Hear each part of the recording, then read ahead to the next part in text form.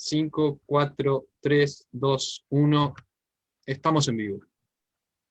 Hola, muy buenas tardes. Live. Hola, muy buenas tardes a todos. Me voy a presentar para los que no me conocen. Mi nombre es Eva Holz. Soy 2 veces diseñadora y artista visual. Y tengo el honor, el agrado, la alegría y no sé qué otro adjetivo colocar, de presentar a Osvaldo Rivera Rifo. Y tengo tantas cosas que decir, voy a tratar de hacerla corta. Conocí a Osvaldo Rivera hace 20 años atrás cuando expuse por primera vez en el Instituto Cultural de Providencia. Nos tratábamos de usted, hoy día nos tratamos de tú. Y así hice varias exposiciones donde él era el director y era el señor al que uno con respeto lo miraba por todo el conocimiento y toda la producción que sucedía en el Instituto Cultural de Providencia. Yo tengo que dar una opinión personal de todo lo que he visto, ya soy una persona mayor.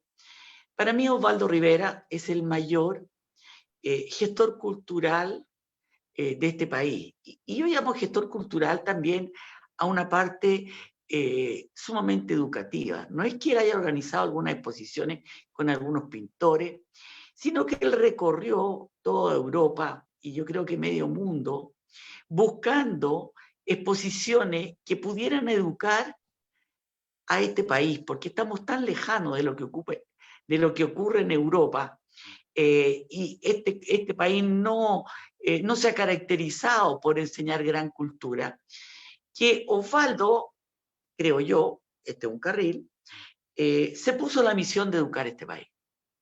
Y entonces trajo exposiciones de distintas partes del mundo, mientras coordinaba el Teatro Oriente con toda la música, mientras coordinaba o inventaba el Parque de la Escultura, mientras armaba las bibliotecas, yo creo que el Parque Bustamante, porque eso pertenece a la Corporación Cultural. Y no solamente eso, sino que él inventó todo eso y tenía que conseguirse las plata. Y tenía que ir a la empresa privada y contarle el cuento. Mire, señor, yo necesito que usted nos ponga tanta plata a la corporación porque queremos traer tales y tales exposiciones, y él tenía que venderle el cuento, ¿ya? Porque no es que la municipalidad financiara esto, financiaba una parte.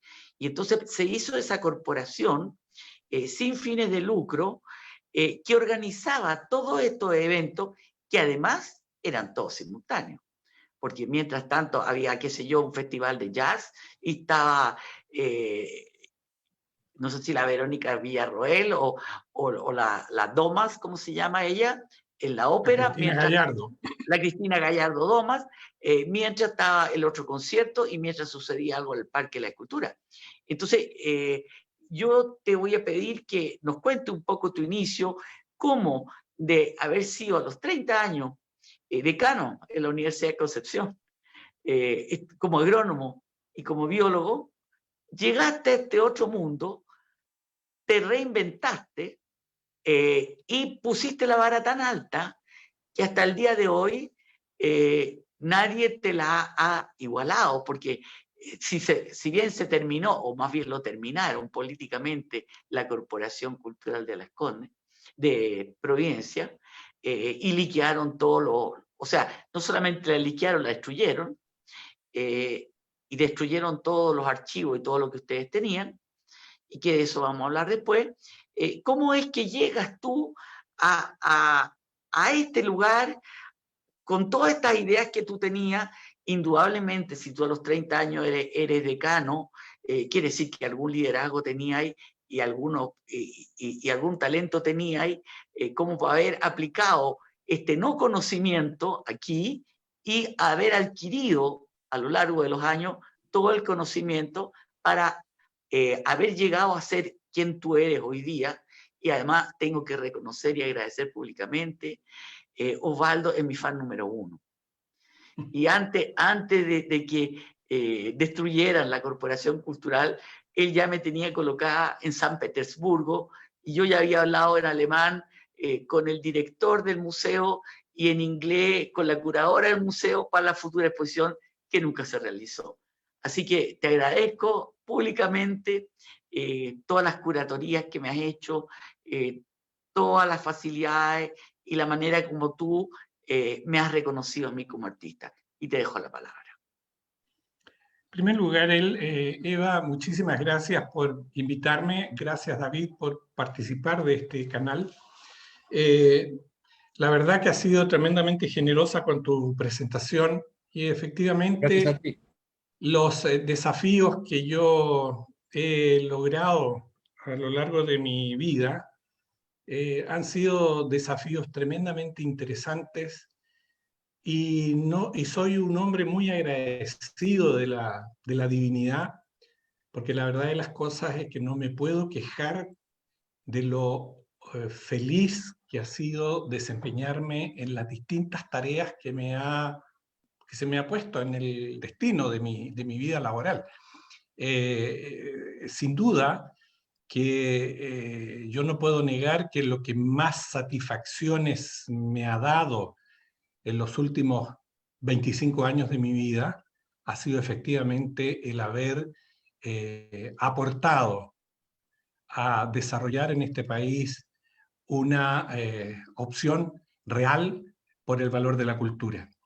Y lo digo y lo he manifestado en distintas opiniones porque creo que el gran problema que hoy día tiene Chile y que viene arrastrando desde hace mucho, mucho tiempo es la tremenda incultura que cruza todos los sectores del acontecer nacional.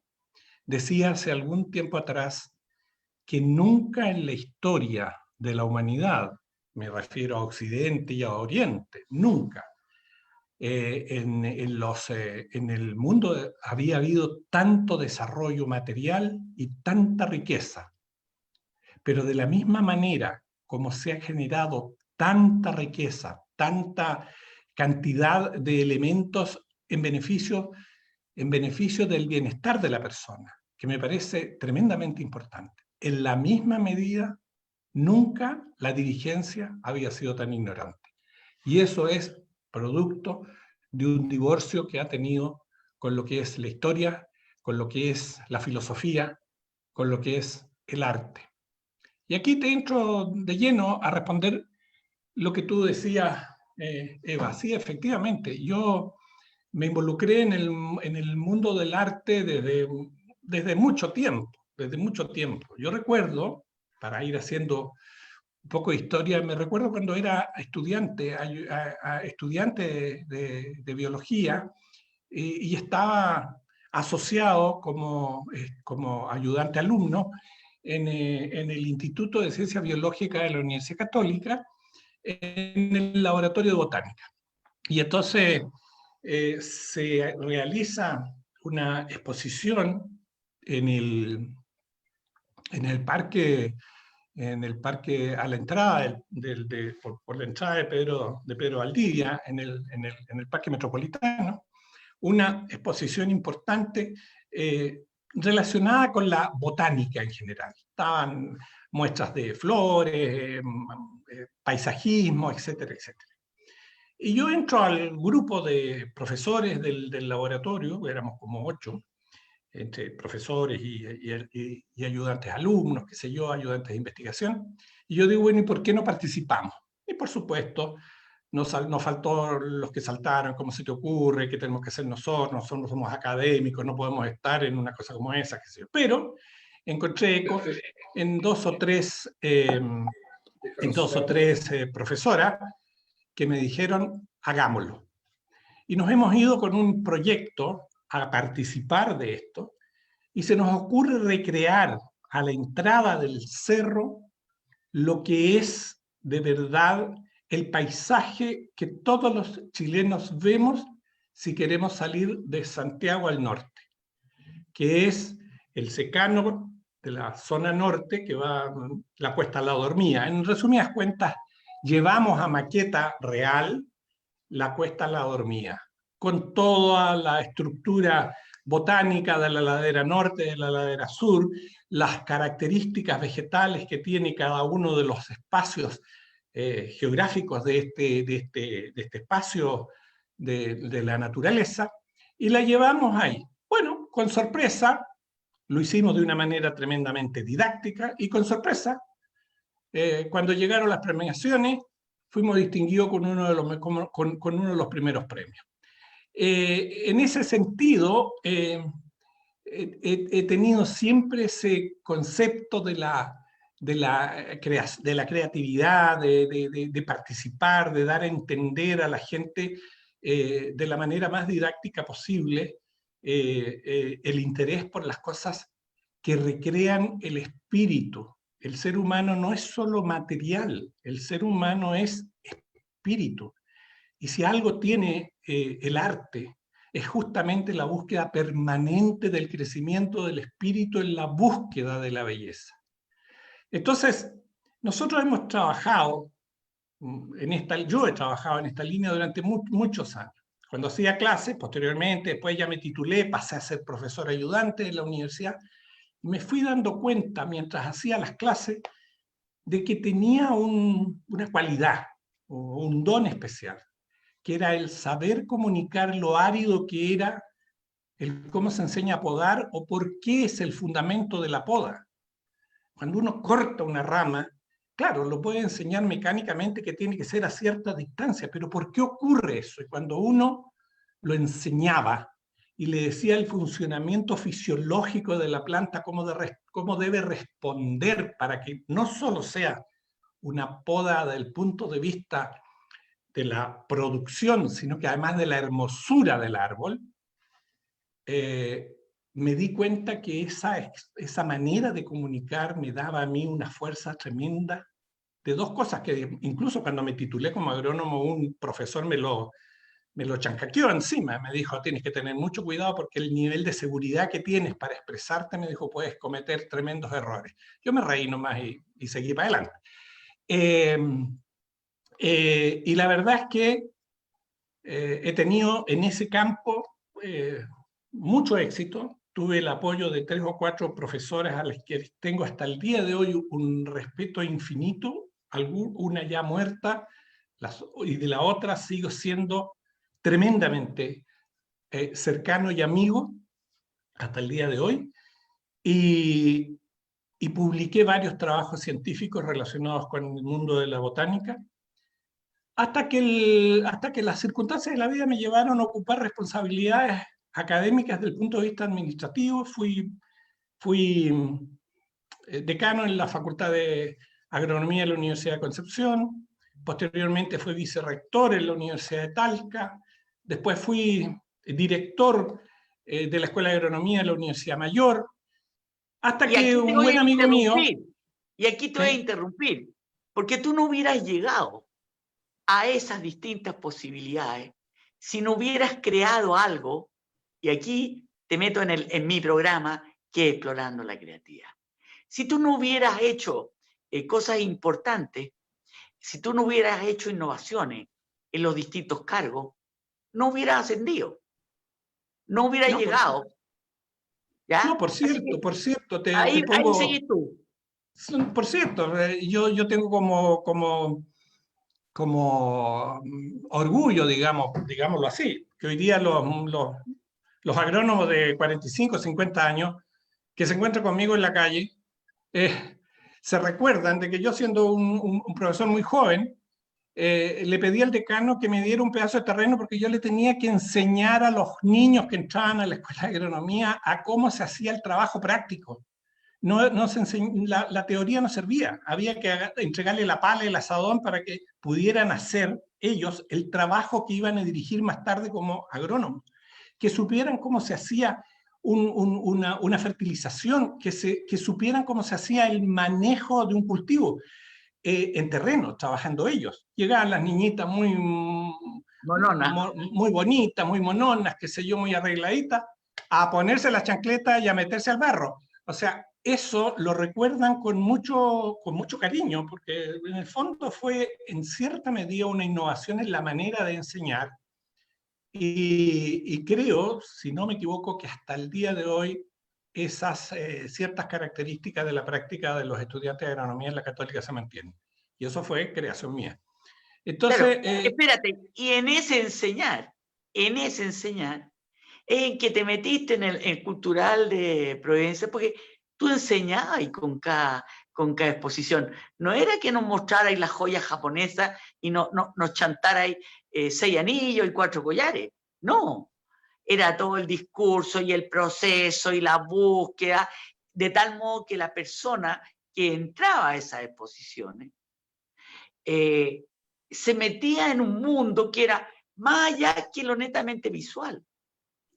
bueno, había que entender, Eva, que si uno se metía en esto había que hacerlo desde el punto de vista profesional en el gran sentido de la palabra. No se trata de colgar cuadros o de poner una caja con joyas, como lo acaba de escribir. No, claro, se no. trata de dar un concepto completo, donde importa todos los fenómenos que realzan el objeto a observar, el objeto que va a llamar la atención, que va a generar la admiración. Y en Claro. eso está la museografía, la iluminación, toda la didascalia que envuelve a una exposición, donde están los catálogos, donde están los paneles explicativos que le permiten al espectador formarse un juicio crítico, porque de eso se trata en esta materia el arte, de crear un juicio crítico para poder tener la posibilidad de emocionarse frente al objeto de arte, poder luego descubrir en esos objetos la simbología, lo que encierra, lo que representa. Y luego, si ya tiene más interés, irá de lleno a la argumentación de cómo el artista se inspiró, cuáles fueron las motivaciones teóricas, filosóficas o científicas incluso que inspiraron la creación. Y luego ya vendrá la parte un poco más compleja, que es la técnica, y se verá uno si empleó bien las características técnicas, tanto el color, la iluminación, la sombra, si estamos hablando de pintura. En el fondo, los elementos esenciales de la estética, Eva, las cosas que son, que las dijo San Agustín, ¿ya? El número, el orden, la especie, o que más tarde las fueron los filósofos reordenando, mucho antes que ellos. Ya Aristóteles daba el sentido de lo que tenía que buscar el concepto del arte. Y tanto Aristóteles, Santo Tomás, San Agustín, bueno, encontraron que esto era simplemente la expresión más sublime del acercamiento a Dios. Y en ese contexto, se logró determinar los criterios de la belleza para lograr el bien y a través de ellos llegar a la verdad. ¿Qué triada más hermosa para decir el valor que tiene el arte, no siendo solamente un objeto de utilidad para adornar, que no es eso? Entonces yo llegué a generarme un mundo en relación al arte, porque además de muy joven, tuve el privilegio de viajar mucho, de estar cerca de las cosas que me acercaban al arte. Me vinculé con distintas personas del mundo internacional, directores de museos, arqueólogos, músicos importantes, y fui en el fondo involucrándome en este mundo. De repente hacía un viaje largo y llamaba yo a la directora del Museo Arqueológico de Florencia, que era amiga mía, y le decía, dame unos días para pasar en el museo y muéstrame las cosas interesantes. Y yo iba y conocía los secretos de los museos, lo que no ve el visitante común y corriente. Entonces, no solo los secretos en cuanto a las obras de arte que guardaban los museos, sino que además como estos museos están instalados en palacios de larga historia, Entonces conocías los vericuetos que tienen estos palacios, la decoración, las cosas. Entonces te decía, mira, aquí dormía Cosme I. Y tú te traspasabas a la historia para atrás y te encontrabas con la figura de Cosme ahí, imaginada durmiendo.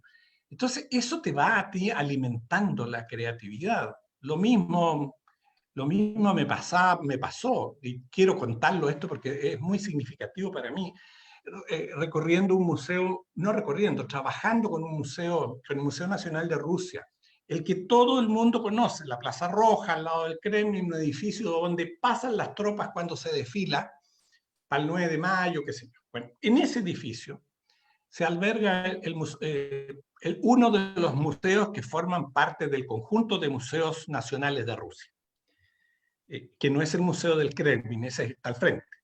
En ese museo yo había conseguido una exposición para Chile y la directora internacional del museo, que me recibe, conversamos, una rusa muy seca, pero a medida que fue desarrollándose la conversación, ya salió de su trono en el escritorio, se sentó al lado mío, después pidió café, después comimos galletas, y después entonces le pidió a una asistente que me acompañara, que me llevara a las bóvedas del museo, donde estaban las piezas que formaban parte de la colección que me había ella elegido para traer a Chile.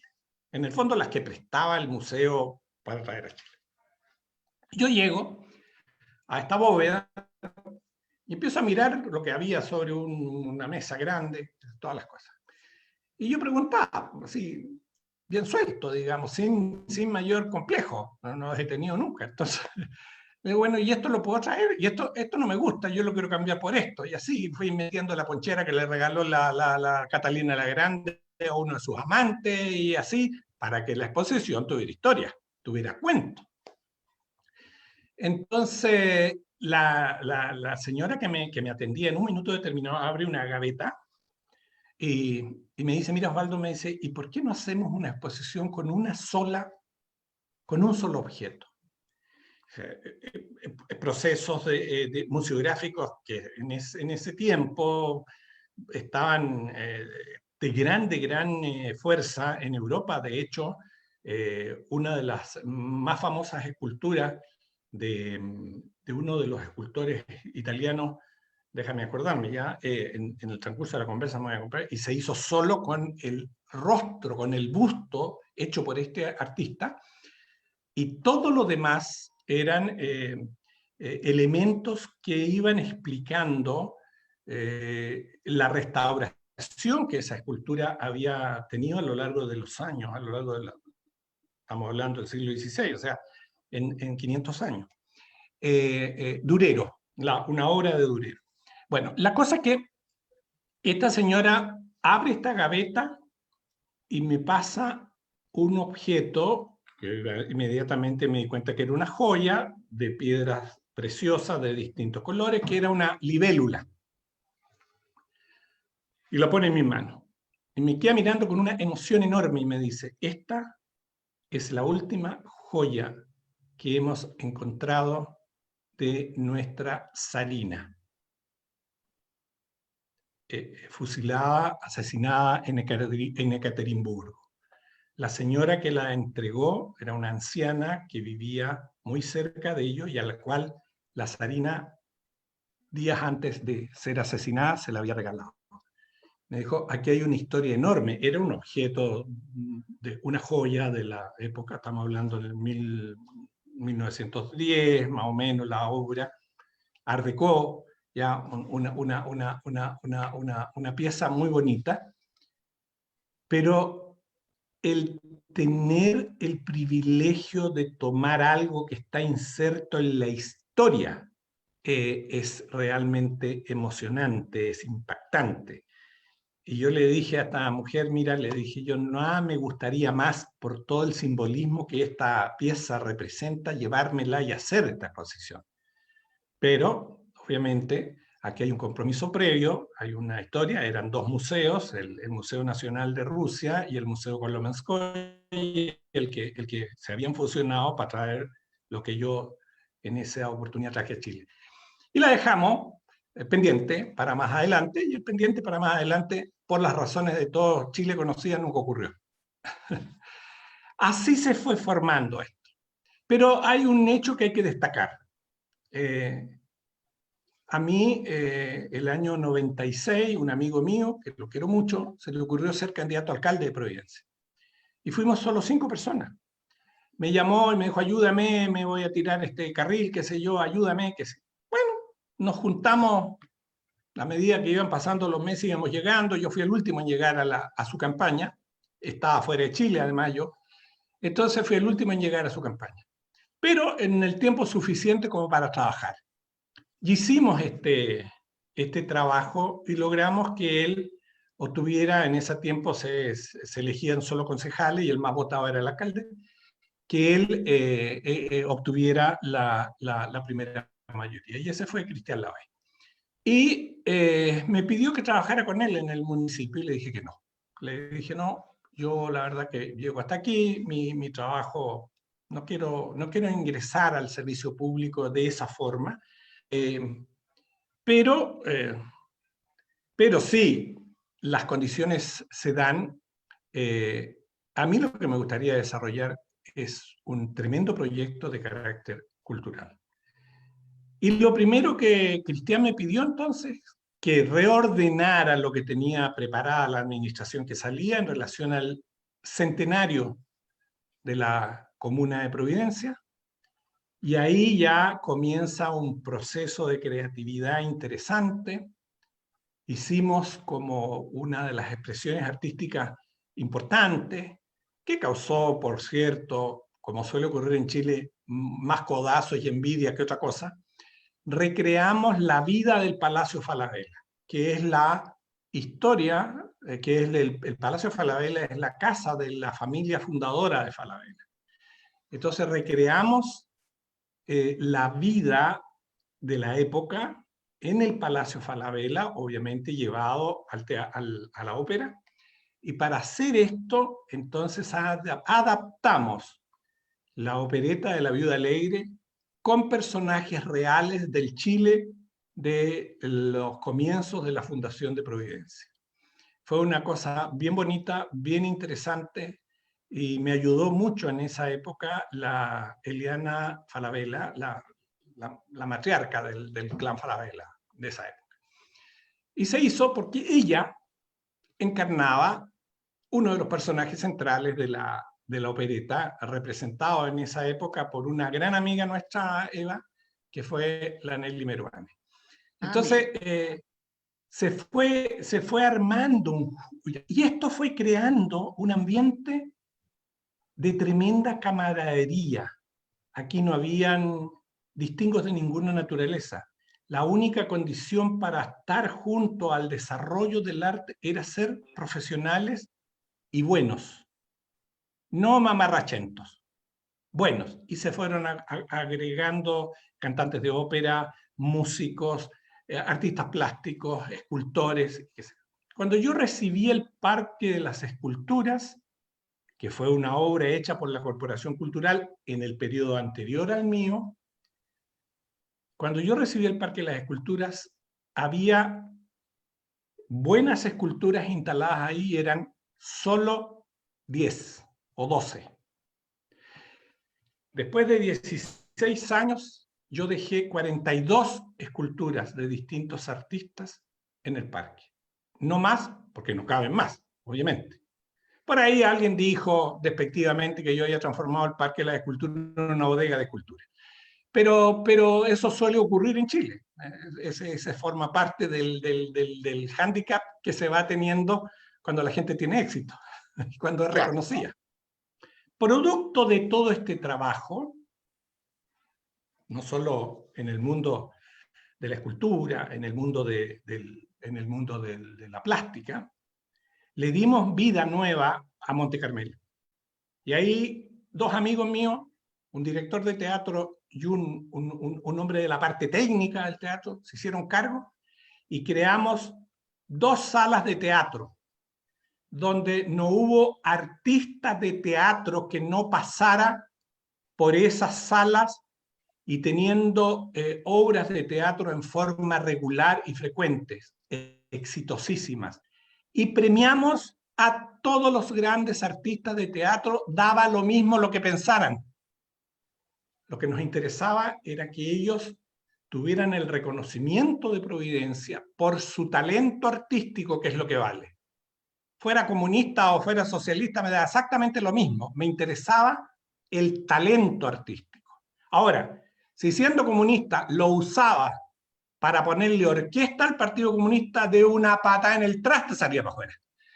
Pero en ese contexto, creo que me gané el respeto de todos los artistas, que es uno de los méritos. Eso lo tengo que saber, porque yo estuve en reuniones con otros artistas que, como dijiste tú, eran de izquierda, eran de derecha, eran de diversos géneros, había de todo. Pero lo que había en realidad, lo que los unía a todos era el talento.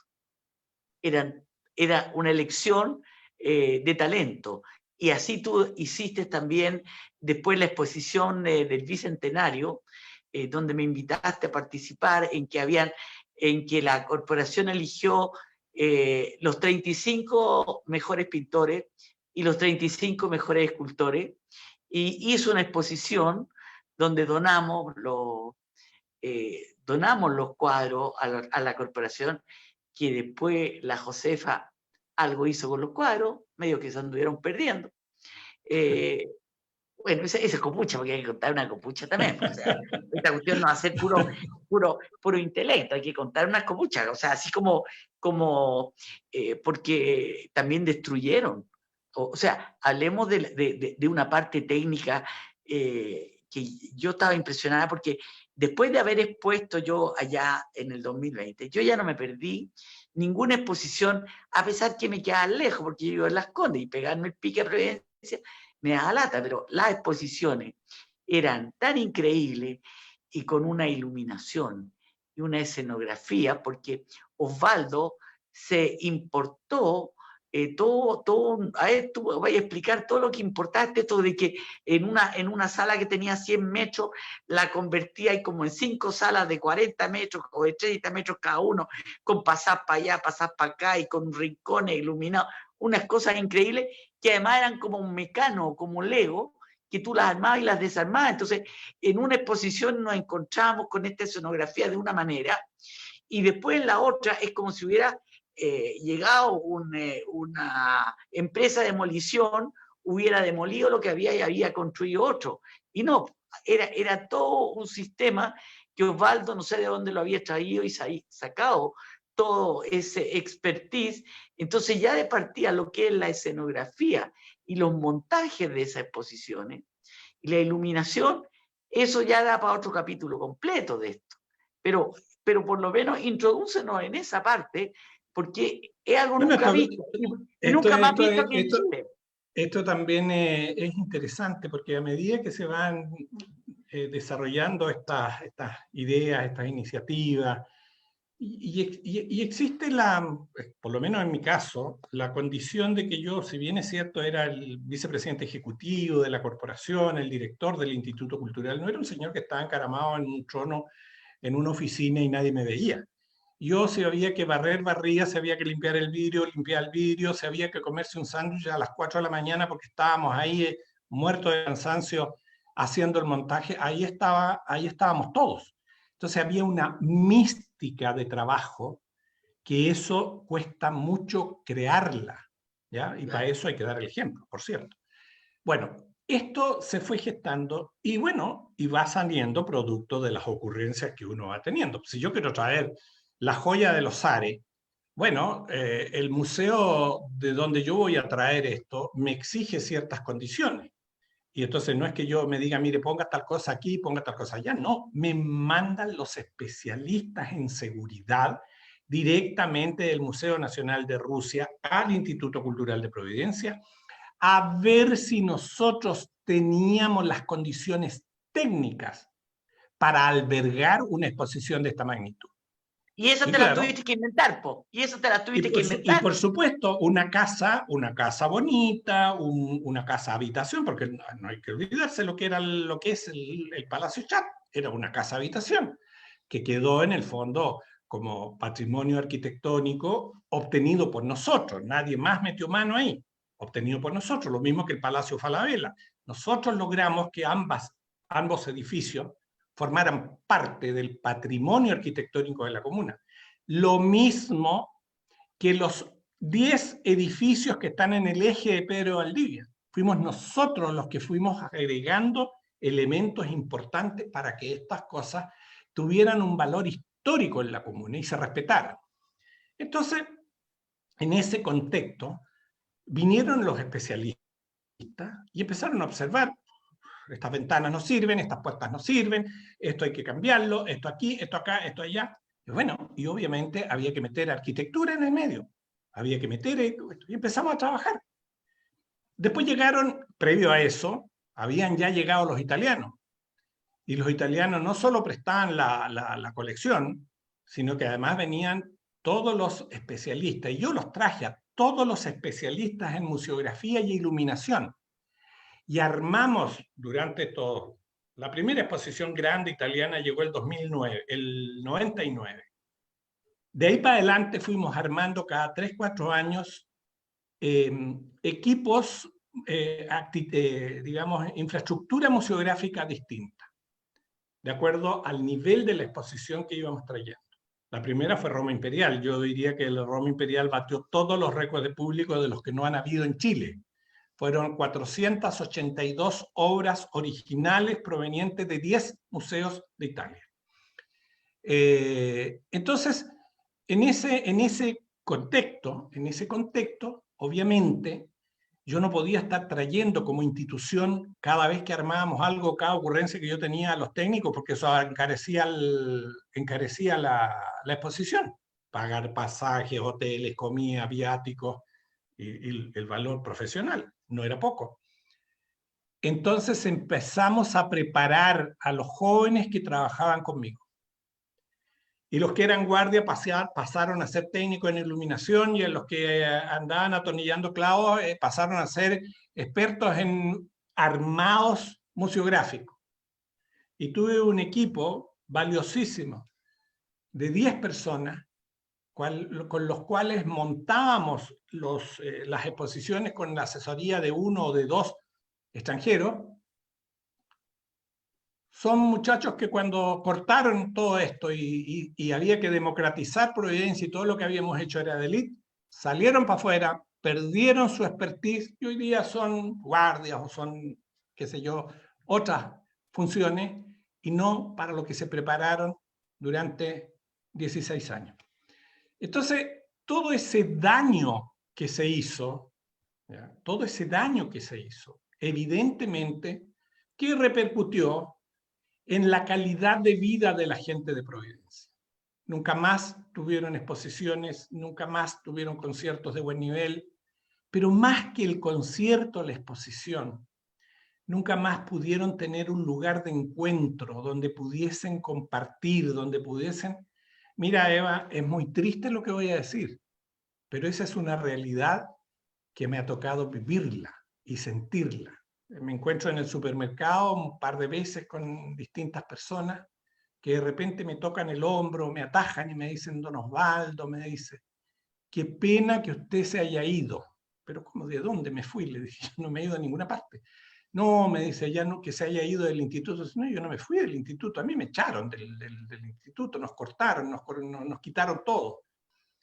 La política es así, ustedes cambiaron de signo político porque no estaban contentos con lo que estaba ocurriendo, y bueno, y prefirieron el oscurantismo y retroceder. Bueno, es una decisión voluntaria, popular. Entonces le digo: pero ¿por qué usted, le dije, me lo reprocha a mí? Respuesta de la señora, de las señoras: porque desde que usted se fue, yo nunca más tuve la opción de ser invitada a un concierto, de ser invitada a una exposición con una tarjeta que llegaba a mi casa, Nunca más, don Osvaldo, me pude poner mis pilchas elegantes para ir a un cóctel que usted ofrecía. Entonces uno dice, caramba, el impacto que uno estaba sin darse cuenta creando en el entorno de la gente de Providencia era increíble. Pero de la misma manera como te cuento esto, te cuento que cuando traje otra de las grandes exposiciones, Los símbolos del poder, un recorrido por la historia desde los etruscos hasta el barroco, o sea, casi 2000 años, ¿ya? Con piezas increíbles, increíbles. Una de las únicas piezas, el hacha etrusca, existen dos en el mundo, una está aquí en la exposición nuestra. Yo hice un convenio, en ese tiempo todavía corrían las buses amarillos, hice un convenio con los empresarios de buses, y por todo Santiago recorrían las micros estas, con los letreros invitando a la exposición. En todas las micros, en todas las poblaciones se sabía lo que estaba ocurriendo en Providencia, con los letreros grandes puestos en las paredes exteriores de las micros. Pero además de eso, llamé a las autoridades educacionales de los sectores de la parte del sector oriente de Santiago, que me mandaran a los chiquillos de los colegios, con los profesores de arte, con los profesores de historia. No vino ni uno. Ni uno. Porque la derecha tiene esa concepción un poco extraña para el arte. En cambio, llamé al sector poniente, Pudahuel, La Cisterna, y a mí me da lo mismo el signo del alcalde. Ponme la micro con cabros, yo te pongo la bebida con el sándwich y tráeme los chiquillos. Me decía un alcalde conocido, me decía, ¿y qué más, Osvaldo? Un lápiz y un bloc para dibujar, nada más. Yo te voy a atender los cabros aquí. Tú sabes que esa exposición, ¿cuántos niños la vieron? Niños de colegio, 70.000 niños. 70.000 niños que tú bajabas a ver cómo lo estaban atendiendo los guías, hice acuerdos con la Universidad Las Américas para que los alumnos de la Universidad Las Américas fueran guías y atendieran a estos niños. Allá me premió la Universidad Las Américas, allá me premió la Universidad Mayor. Allá me premiaron más de 10 países con las más altas distinciones por mi aporte a la cultura. Y finalmente el Senado de la República de Chile, en una reunión, en una sesión solemne, donde 5 senadores de las distintas bancadas rindieron un homenaje a la gestión cultural que hace. O sea, he sido el único gestor cultural de Chile que ha recibido un homenaje del Senado. Entonces, esas son las cartas credenciales que tiene la gestión cultural de Providencia, no la de Osvaldo Rivera. La gestión cultural de la Corporación Cultural de Providencia, que tenía una cantidad enorme de gente valiosa como socios, un directorio de lujo y un alcalde que jamás negó el apoyo para que la comuna desarrollara a la máxima esplendor las expresiones más selectas del arte. Entonces, cuando hay apoyo, cuando hay gente entusiasta, cuando las cosas son de buena calidad, es muy difícil que tú sientas una frustración. Siento pena y siento frustración por lo que ocurrió, por el nivel de destrucción que se hizo en torno al desarrollo cultural de la comuna. Por eso tengo una pena enorme, porque no ha habido ninguno de los dos políticos que ha estado después del alcalde Lavé ha tenido piedad para su esfuerzo, de gastar su esfuerzo en destruir el patrimonio artístico y cultural de la comuna.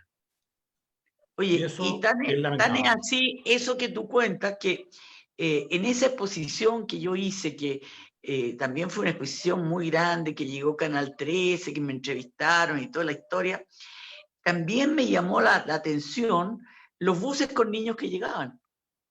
O sea, no solamente iba público del barrio a ver la exposición, sino lo que más había eran niños, grupos de niños que me pedían explicaciones, que le explicara de los cuadros, de por qué, y que esa era la exposición mía, la de los cronopios, y qué eran los cronopios, y estaba recién la internet, y los títulos míos eran el cronopio en la globalización, cronopio en las redes virtuales, cronopio en la música, y yo tenía que explicarle lo de Julio Cortázar, y tenía que explicarle cuál era mi interpretación y por qué yo había llegado a eso. Eso es una de las cosas que, sí, tú tienes razón, llegaban los niños. Y la otra que tengo que contarlo como una anécdota muy simpática, resulta que en una de las exposiciones de los rusos, que no me acuerdo cómo se llamaba el pintor, ese pintor que trajiste, que era muy famoso ahora en Rusia y que había estado en Chile, Grigoriev, que era muy bueno. Bueno, había un cóctel espectacular, pero empecé a probar la comida y yo dije, oye, pero esta no es comida rusa, esta es comida judía. Entonces, ya que este es un Zoom de la colectividad judía, y que los polacos y los rusos se arrogan la autoría y dicen, esta es comida judía. No, señores, es comida rusa copiada. Porque como ellos vivían en Rusia y en Polonia, obviamente adoptaron la comida que había, que además una comida pobre.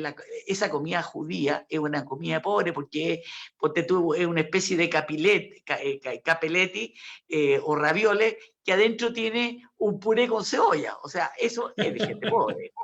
O esto cogote relleno, que es relleno con pan y cebolla, ¿ya? Y con un poquito de pollo, nada. Pero es toda comida pobre.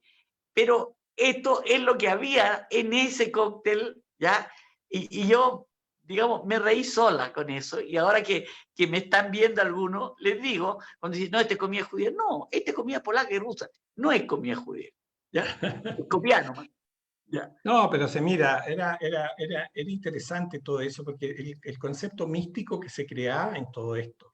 Porque además, lo que tú dices es tan cierto, o sea, pero alguien podría decir, bueno, ¿y esto de dónde salía? Salía de la misma cocina que había en el Instituto Cultural abajo, donde todos, después de terminado el montaje, íbamos a preparar los sanguchitos, íbamos a hacer el pico sour, o sea, como grupo.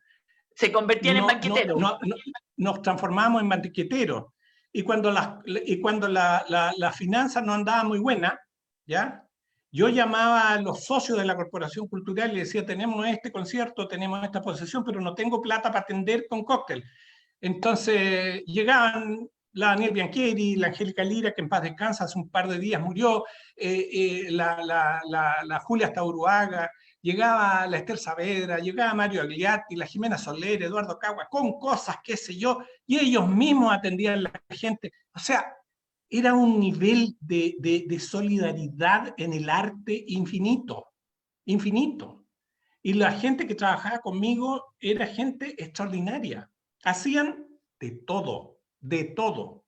Arreglaban las flores, limpiaban el piso, repartían las invitaciones, se ponían en la puerta a contar cuánta gente llegaba, o sea, todo. Era un trabajo místico impresionante. Pero, Eva, Eva, una cosa, es porque no lo ha hecho ni el Museo de Bellas Artes. La institución que más ha recorrido Chile con obras de esta naturaleza fue la Corporación Cultural. En distintas partes, Antofagasta, La Serena, Rancagua, Curicó, Los Lagos, Temuco, o sea, todas, son las que se me vienen a la memoria, llevando exposiciones de la más diversa gama a regiones. Me acuerdo que llevé a Temuco, al Museo Ferroviario, la exposición Amor y Humanidad de Li Ziyan, una exposición extraordinaria de uno de los mejores pintores chino-taiwaneses, que tiene un museo en California espectacular, donde expone permanentemente sus obras, y hace circular a los niños de Estados Unidos en forma financiada por él, en forma permanente por ese museo. Es una cosa impresionante.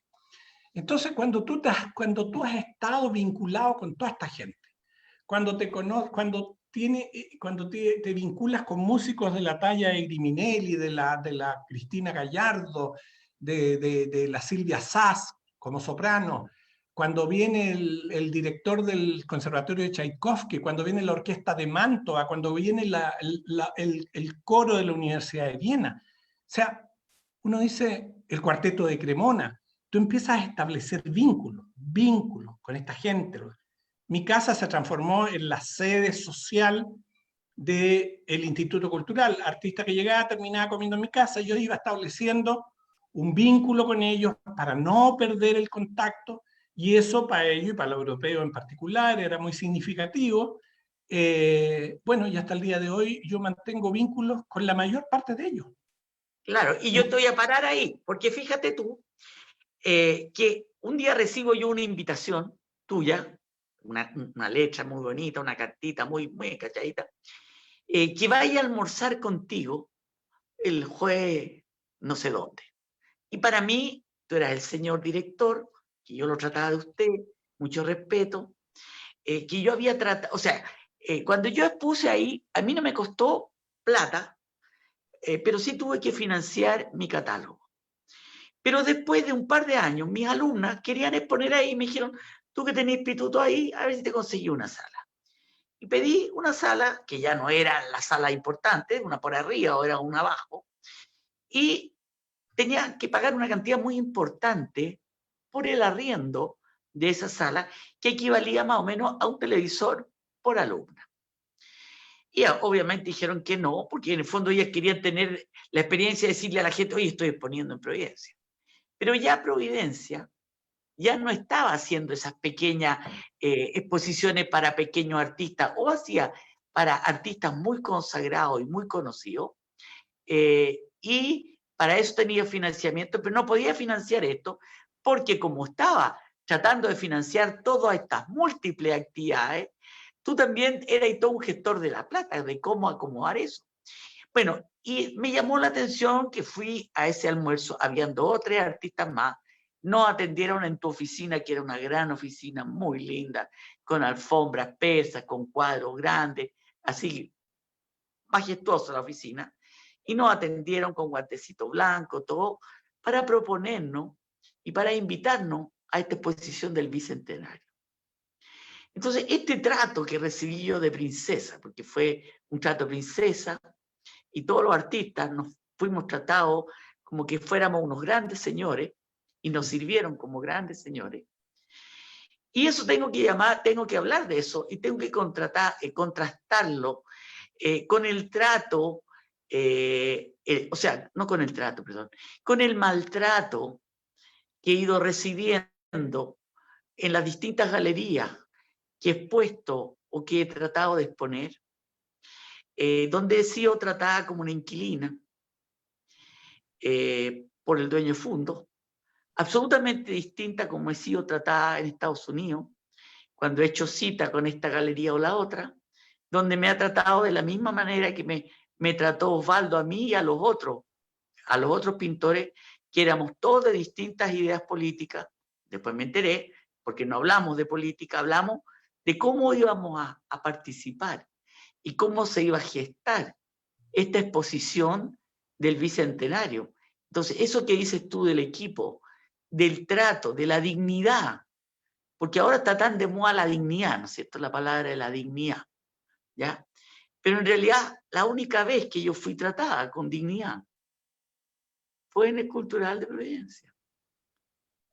Yo no voy a entrar a apelar ahora con nombre y apellido, eso es lo que quieren, me pueden llamar por teléfono. Pero el maltrato ha sido siempre. Y en eso el Cultural se distinguía. Y tú te distinguías porque tú pusiste esa vara. O sea, la vara era una vara europea. No era una vara chilena en que el que tiene más y el que tiene poder le pone el pie arriba al otro. ¿Ya?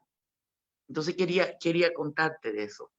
Bueno, efectivamente, una de las características que que siempre he tratado de desarrollar y cultivar en este trabajo ha sido justamente el darle a los artistas la dignidad que merecen, porque tienen tanto valor como cualquier otra profesión. Hay que partir de la base que el artista formado académicamente, que sigue la rigurosidad de los principios estéticos, es un profesional y hay que tratarlo como tal. No es un señor o señora o joven que se esté entreteniendo.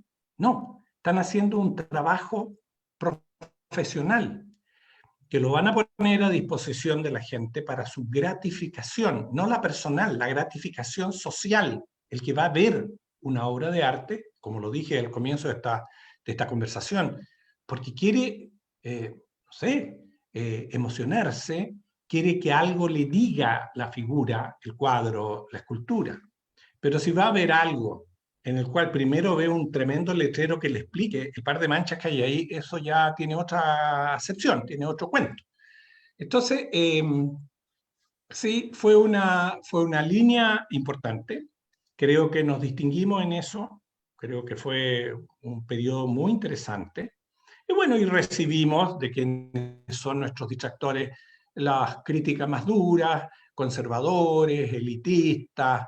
Bueno, pero creo que si ser elitista es tener buen gusto, si ser elitista es distinguir lo bueno de lo malo, si ser elitista es decir esto es feo y esto es bello, bueno, déjenme elitista, porque creo que esas son las variables con las cuales uno tiene que medir el carácter del arte.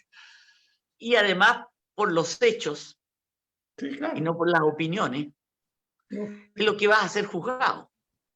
No, lógico. Porque opiniones hay tantas como narices. Cada persona tiene una nariz, cada persona tiene una opinión. Lógico.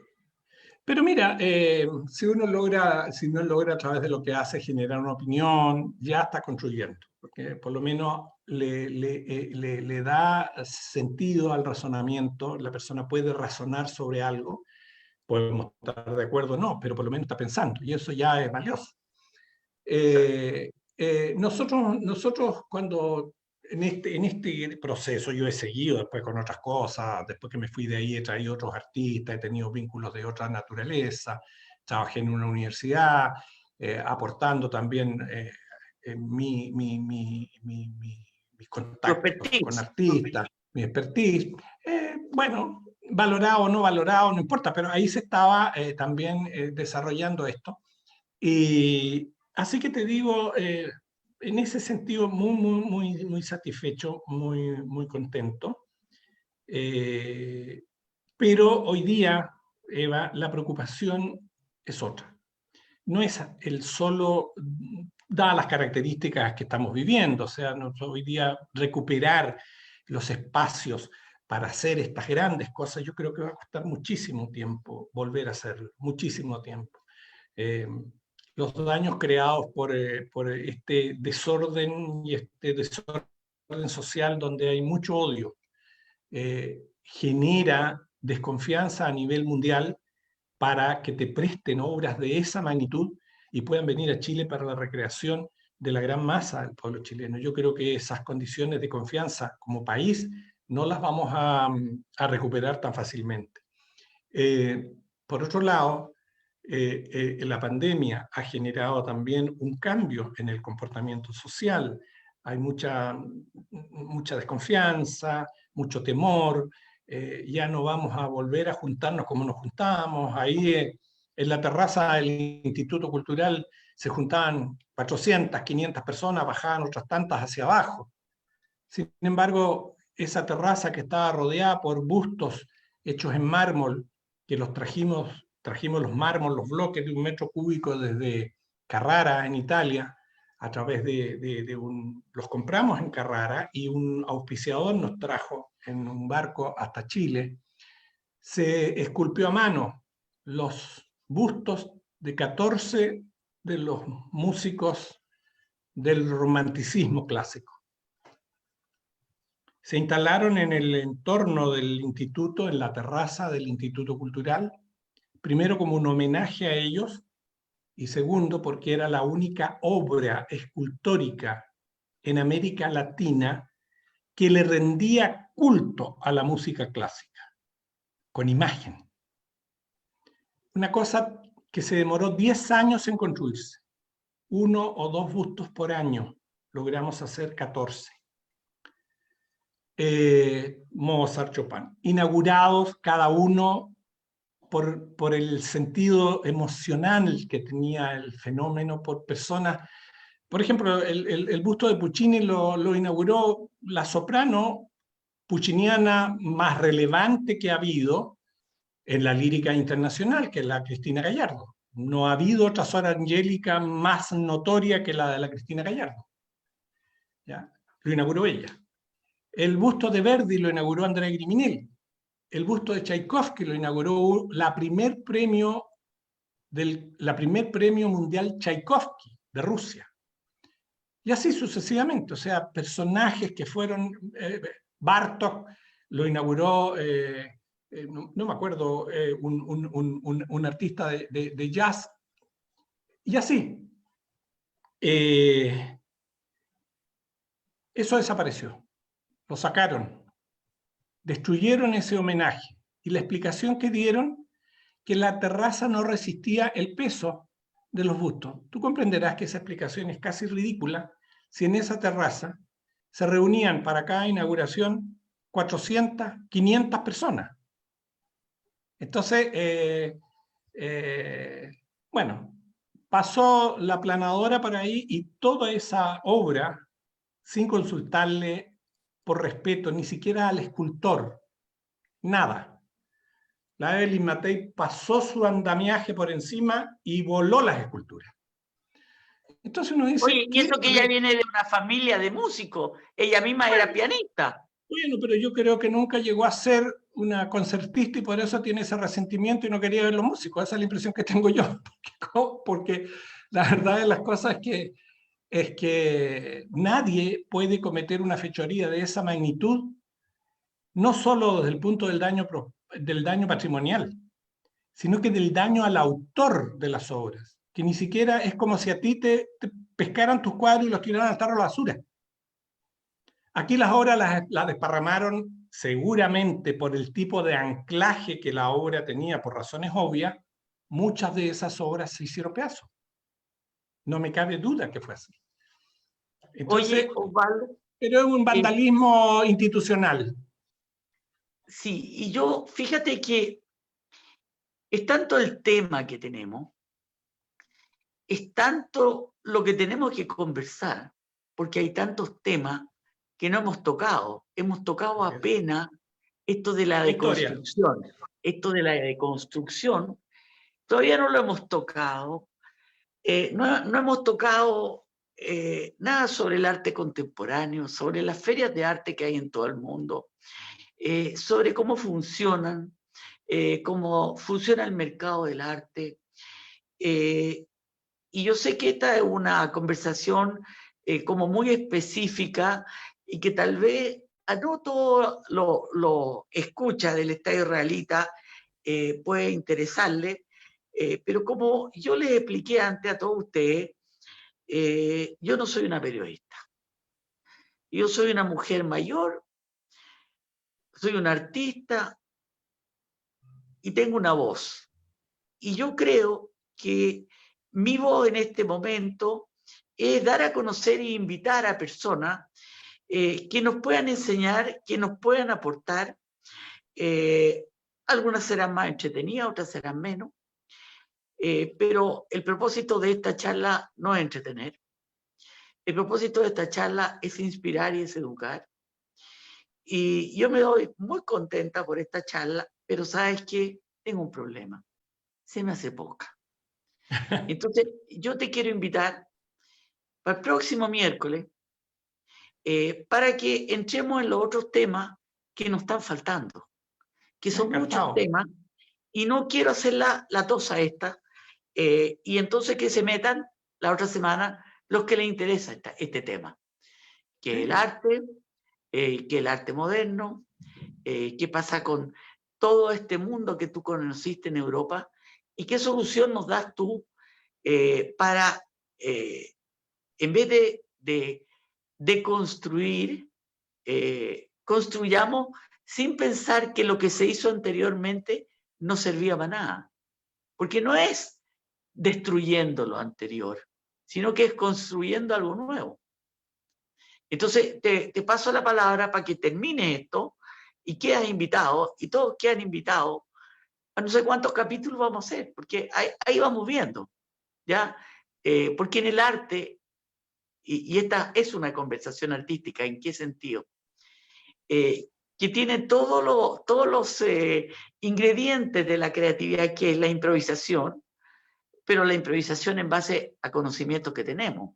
Entonces estamos improvisando la conversación, pero estamos llevando todos nuestros conocimientos y toda nuestra experiencia a crear esta experiencia de esta conversación. Entonces, en eso ha sido improvisada, y en esta improvisación se nos han quedado muchos temas afuera, ¿ya? Y son temas que yo considero que son muy importantes. Y yo tengo que aprovechar que tengo esta voz que es capaz de decir estas cosas y de hacer este aporte. Y Osvaldo, es un privilegio, un tremendo privilegio, tener a una persona de esa envergadura y de esa calidad acá. Así que un agradecimiento desde el Estado israelita. O sea, voy a tomar la representatividad que no la tengo. Desde el Estado israelita yo te agradezco este aporte que has hecho en este vivo, pero más que nada el aporte que has hecho en la cultura. Así que te doy la palabra para que tú termines y quedas gratamente invitado. Te agradezco muchísimo, Eva, esta oportunidad de conversar, de hacer un análisis histórico, quizás de un proceso que yo en primera persona viví. Pero lo más importante no es eso, lo más importante es ver lo que está pasando con el arte en este momento, que tampoco es tan de este momento. Quizás a lo mejor, Eva, cuando conversemos la próxima semana, y encantado, te acepto tu invitación, es quizás la falta de conciencia y de conocimiento no habernos dado cuenta antes, y a lo mejor nosotros, tú, yo, nos dimos cuenta instintivamente que había un peligro, y por eso nos pusimos en la campaña de resaltar la belleza en toda su magnitud en estos años en que nos tocó participar de un proyecto cultural interesante como fue en Providencia. Pero el proceso de la deconstrucción comenzó en los años 60. Entonces te digo, en ese proceso de cambiar lo feo por lo bonito, lo hermoso por lo bruto, por lo feo, por lo grosero, en que la mugre pasa a ser elemento de arte, entonces no nos dimos cuenta y pensamos equivocadamente que esa era una línea que no tenía mayor importancia, por ignorancia. Y obviamente no hemos dado cuenta de que detrás de eso, yo lo he escrito en muchas columnas y lo he dicho en otros espacios, detrás de eso hay toda una filosofía. Todo detrás de eso hay toda una filosofía. Cuéntanos cómo se llaman las columnas y dónde la gente las puede La leer. columna están hechas están escritas para el diario El País Online, y ahí yo semana a semana escribo algo relacionado con el acontecer político, pero me he enfocado fundamentalmente en el último tiempo en ir denunciando con mucha fuerza el impacto que se está ejerciendo por los cambios valóricos en el mundo de la cultura.